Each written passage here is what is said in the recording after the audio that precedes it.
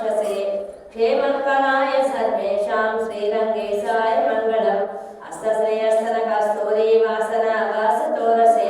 श्रीहस्तिगिरिनाथाय देवराजाय मङ्गलम् कमलापचकस्तूरी गन्धमालिकवक्षसे